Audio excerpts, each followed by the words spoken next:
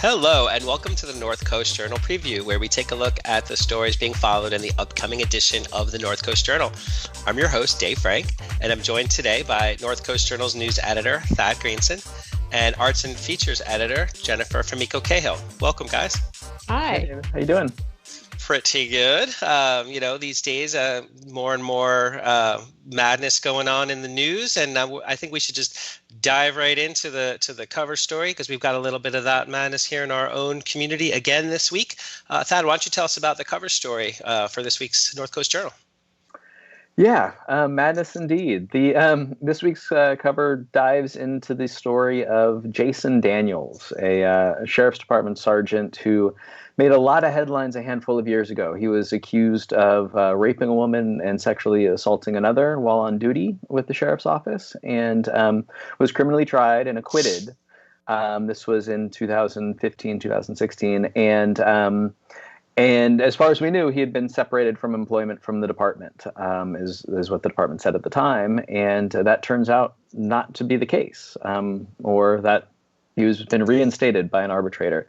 So the story really dives into kind of what we know and we're able to piece together about his situation, and then just the complexities inherent in the process of firing a police officer, and why a lot of people think that officers have too many protections and it is too difficult for even a department that wants to hold officers accountable for them to sufficiently do that. So you were able to get insight to this situation by a variety of sources because of this lack of transparency in the system and in the process. Can you just tell us a little bit about what you found and how you found it? How did you uncover some of these things, given how opaque this all is?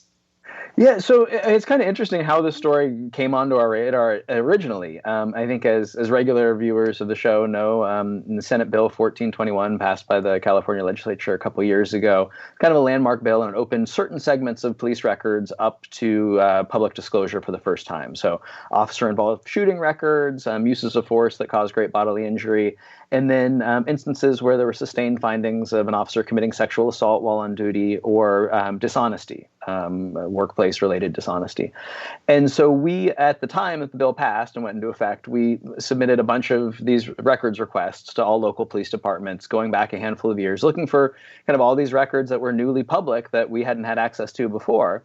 And we got batches from the sheriff's office, and we're actually continuing to get batches from the sheriff's office 2.5 years later. But it was actually after the Eureka Police Department text messaging scandal kind of became public and broke that I remembered that there, in this Jason Daniels case, there was information that came out through the court case about offensive text messages that he had shared with coworkers, with just all kinds of awful language, racist language, misogynistic language, dehumanizing language.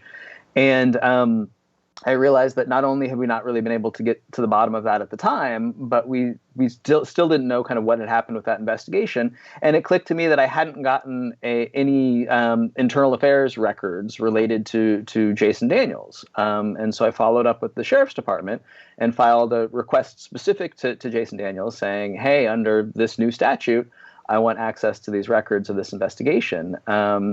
And they basically responded saying these records don't exist. There was no sustained finding that would make these records open to public access. And so at that point, I knew something was weird because at the time of his separation from employment, it was so clearly related to these sexual assault and rape allegations against him. So the next thing we did was we requested from the department a list of active officers, current employees of the department.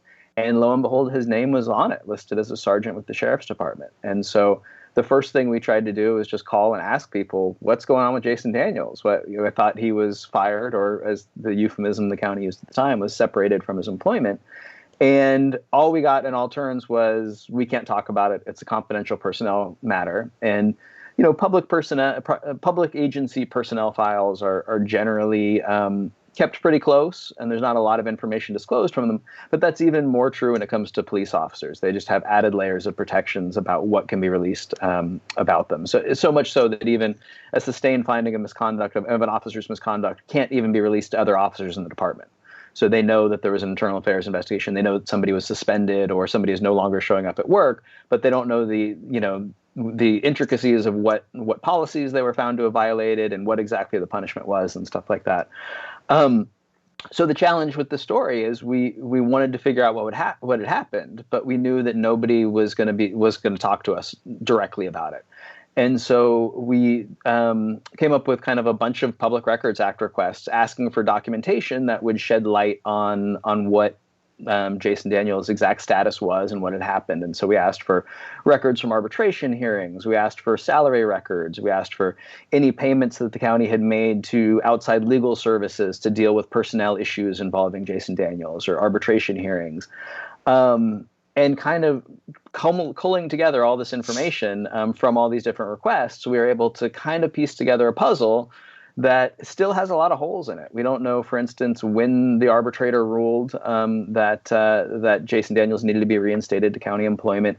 We don't know why. There's obviously no explanation. So it could have been something as little as a technicality of a violation of his due process rights during the internal affairs investigation, or it could be that the arbitrator looked at the evidence collected and said, I don't believe he did these things. So there's still a ton that's unknown about the situation. But what we were able to figure out is that from what it appears, the county tried incredibly hard to uphold this firing. The kind of the numbers are just staggering. The county has spent, I think it's still going, but has spent $244,000 on legal counsel dealing with trying to uphold Jason Daniels' firing. So there's a lot there. So it sounds like you had to piece together from disparate sources a better perspective, an incomplete, but at least some insight into kind of what happened. But during this process where you found out more about this particular case, I know you talked to experts about the overall how this fits in with overall concept of police reform, police accountability reform. Mm-hmm. So can you, if you don't mind, tell us a little bit about what you heard from maybe some of these experts or like the arbitration consultant or person you talked to about how arbitration may lead to a situation like this for other people too? Yeah, so I think in the national discourse about police accountability, arbitration has become a focal point, and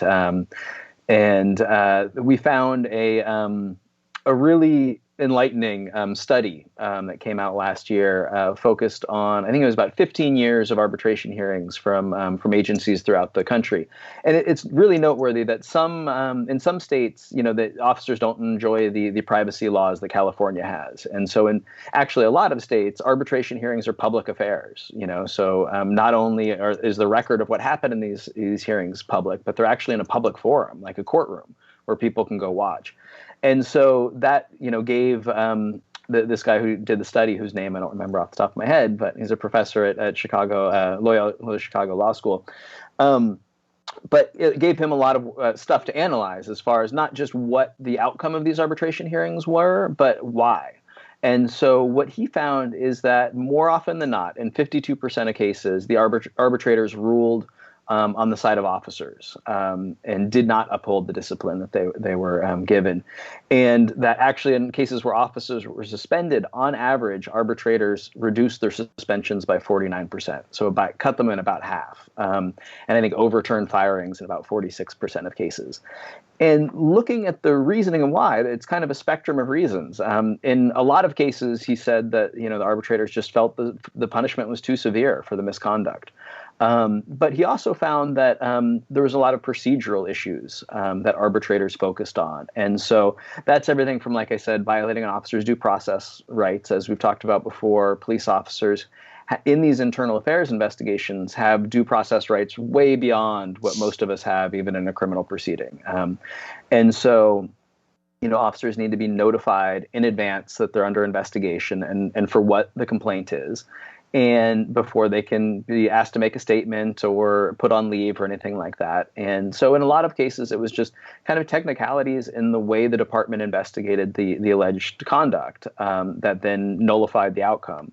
And then there was other instances where, arbitrators weighed whether other instances of misconduct in a department had been treated similarly, or if this was kind of a disproportionate outcome, which I don't know if we touch on the article, but that, a lot of police executives have raised the issue with me of, there's pretty high rates of turnover in police chief and sheriff positions. And so for somebody who's relatively new on the job, trying to reform or change the culture in a department, that makes it really hard for them to hold officers accountable if, the track record prior of the prior sheriff or the prior police chief was kind of doling out, minimal punishments for malfeasance or for policy violations. And so if all of a sudden somebody wants, there's a new sheriff in town, so to speak, and they want to set a higher standard, that's something that the arbitrator might hold against them in certain cases.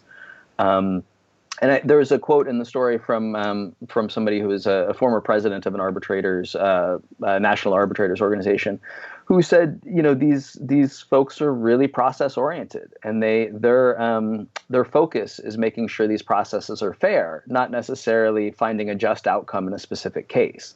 And so they're more interested in upholding processes than in weeding out a few bad apples.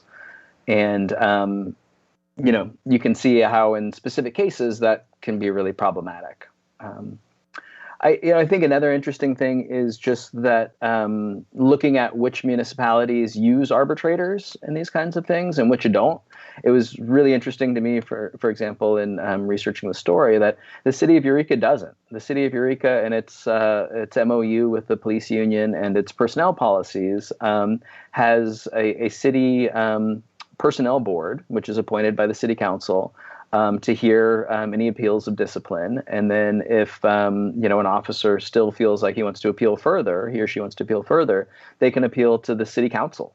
And while those proceedings are in private, at least there's the accountability of these are locally elected officials that are making this decision.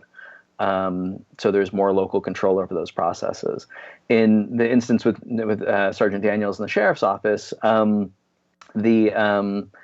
they have a kind of an arcane personnel board that is appointed on a case-by-case basis. So the appellant, the employee who's appealing a disciplinary action, gets to pick one member of this panel.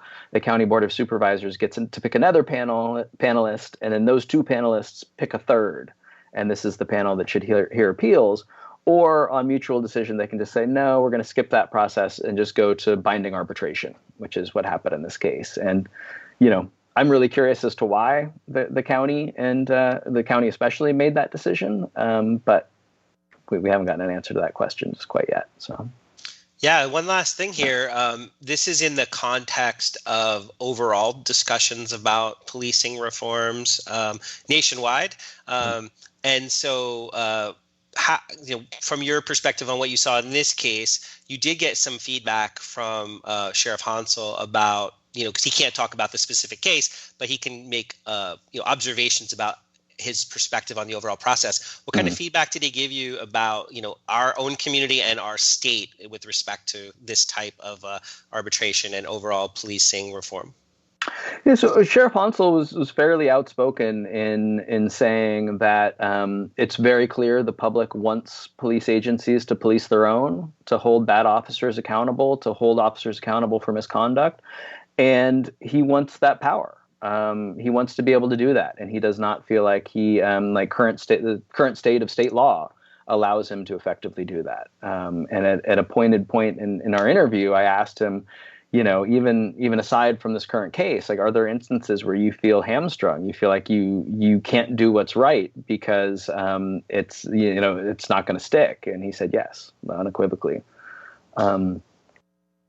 I think the last thing I'd say on this is I think both the specific case with Sergeant Daniels, but then just all the reporting we've done on this in recent months is, California has a real issue with police transparency. I think it's unavoidable to say. And Senate Bill 1421 was a huge step in opening up a layer of records to public view. And I think we've seen enough in those records that have come to light through that bill to know that we need to go way farther. There just needs to be much more transparency about police disciplinary actions and police disciplinary procedures if that public faith is really going to be rebuilt. Well, right on. Thank you for that insight. I didn't mean to put you on the spot on your commentary on the state of affairs here, but thanks for following it, and we'll look forward to more updates in the future as these things progress through the state reform and local community reform as well. So thank you. Thanks, David. How about you, Jennifer? What's going on? What's the news from the Arts and Features beat this week? I have very good news for you, David. Good deal. The Crabs are back. Sweet. I know. It's very exciting. So the Humboldt Crabs are playing baseball again. The first series of games at home was over this past weekend. And Thomas Lau is a freelance writer and photographer who is covering the Crabs home games for us this summer. So you can log on to northcoastjournal.com. And on Monday mornings, we will have the breakdown of whatever series happened. This was with the Lincoln Potters. And those pesky Potters. I forgot to check whether they had a mascot. And what it looks like. Right? I hope it's Potter the Otter. You know, I'm always here for the mascot on mascot violence. But so the Crabs actually lost the first game, but won the next two, winning the series against the Potters for their first return back to the Arcata ball field, which was really nice. And tickets, by the way, are only available online. You can't buy them at the gate right now. And they're being sold in pods, which means that you can be a pod of one. It's not lonely, it's independent. Or up to 6 people, and they'll be seated, assigned seating, and you'll be separated so that, you know, you're outside, but you can be distanced from people, etc. That's through the 13th, and we'll see what happens. Hopefully I'll have an update for you once the June 15th reopening thing happens across the state. I'm not exactly sure what they're going to do, but among the things, and don't worry, I'm not going to give you the play-by-play on these games. My experience with my father-in-law watching baseball has been that he enjoys it more when I shut up. So... but I will say that we had 2 Eureka locals get some hits in over the weekend. One is Ethan Fischel, who apparently he won the game-winning run in the third game. And so he actually grew up going to Crabs Camp. And nice. Look at that. He was just a little crab in the beginning.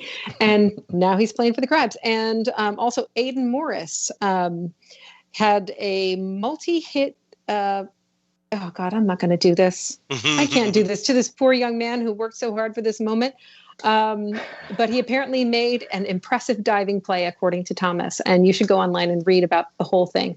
But it's wonderful to see, you know, local players doing great. And absolutely, you know, thrilled to have them back. A little sad the B-52s are not back this summer.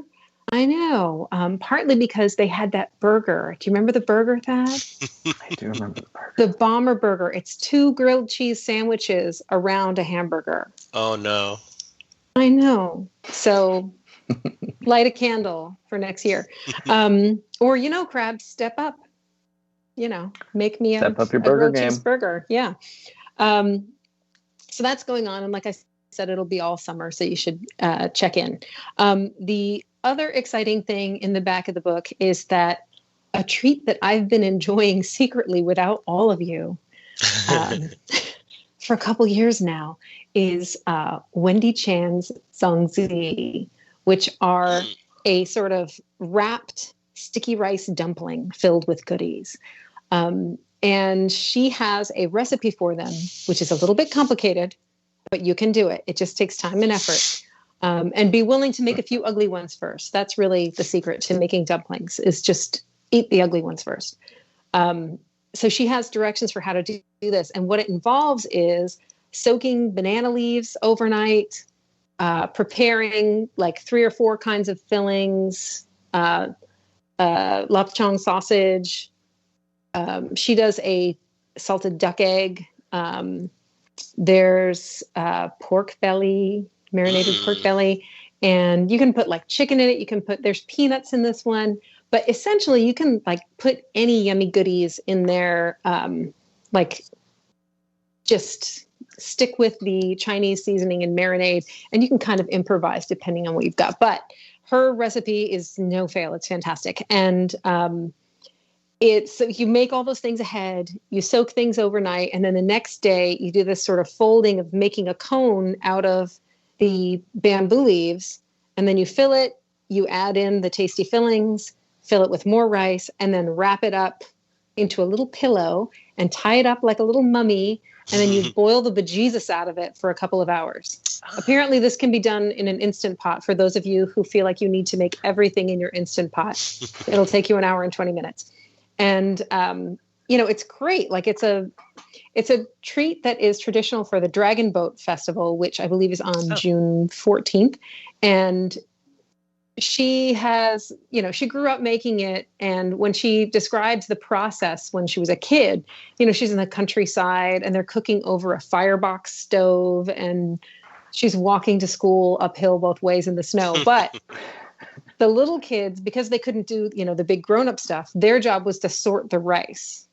Imagine telling your kid right now, like my kids won't even pick up their Legos, but imagine telling a child to sort the glutinous rice from the long grain rice. Just sit down with a pile of it, because they would grow it kind of mixed. And so the kids would have to sort out the rice. And she was like, we didn't have games, so it was fun. Should I take away my children's games? Will they clean my whole house? Will that happen? Anyway, so rice sorting aside, she didn't actually learn to make them and wrap them until she was older and she was in the States. And eventually she learned to do them. She says hers aren't as pretty as her mom's, but she's faster. And people are hungry. We don't have time. It's a trade I'll take. Yeah, it's a trade I'll take. And I have not made them myself. I did in helping her like edit out the directions for folding. I mean, I struggle, but we're going to have more step-by-step pictures online for you if you're struggling with it. And yeah, or like, send me an email and I will walk you through it. Because it was a little bit tricky, especially since you're folding bamboo, which is why it needs to be soaked overnight.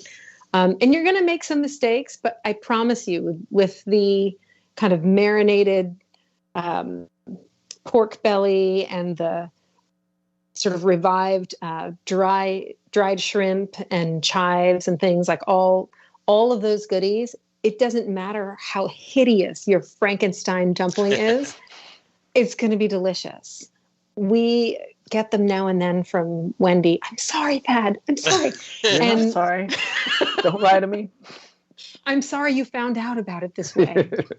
But you unwrap it and it's just steaming and it's just the whole house smells that, that bamboo and sausage and rice smell that is really that deep, Chinese flavor.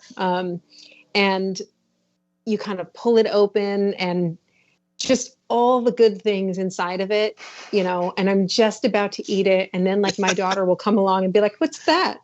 Is that Zongzi? And then there goes my pork belly.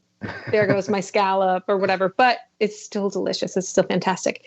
And, it's one of those things that can become a family operation. If you enjoy tamal wrapping, like if you are down to make some tamales, then this probably will be a similar skill set in terms of the folding of a husk and the folding of bamboo.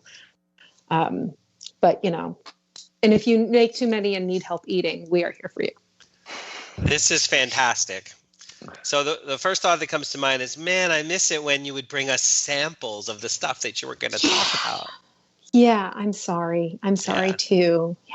We'll Occasionally, when we're back in the office, there are days when Wendy will be like, hey, here's this. I'm working on this recipe. Try this. And she would come in and it was like a feast in the office. And I remember one day she came in with all of these, like maybe 6 different kinds of dumplings. And our film reviewer had stopped by to pick up a movie pass, and he's normally like, he's in and out. And suddenly he's lingering. What's that And we over were like, there? oh, now you want to hang out with us, John. Nice. Yeah. But yeah, it's lovely. I promise when we're back in the office, I'll call you. I'll save you like a half a dumpling. Right on. So this was great, this check-in this week. We got crabs and dumplings for the summer. I mean, it's a good week. Mm-hmm. Yeah. So that's really cool. Crabs games. One thing to add about this, Mhm. the band, right? Do you know if the band is playing? Have you heard? Like, because they're so much fun. They really add to it. Drums pass the health department regulations, horns not yet, but we'll see after the 15th. And I should mention also that Wendy Chan is doing a fundraiser for the Jefferson Community Center and Boys and Girls Club of the Redwoods. So if you're able to go on to Facebook to Home Cooking with Wendy Chan, like that page and just like get updates on when she's doing cooking classes and fundraisers and stuff. Because I think probably by the time this airs, it'll be sold out, but she's selling the dumplings and her cheesecakes, or maybe it's her chiffon cakes this time. Chiffon cakes. So definitely find out. You can, if you're not ready to cook all this stuff, she will sell you some for charity at events. Right on. Well, thank you so much. This was great. That's about going to do it for us this week. North Coast Journal is on newsstands now. Pick one up. They're also online. Stay informed, stay entertained, stay safe. Pat and Jennifer, thank you so much. And we will see you again next week. Thanks, David. Thanks.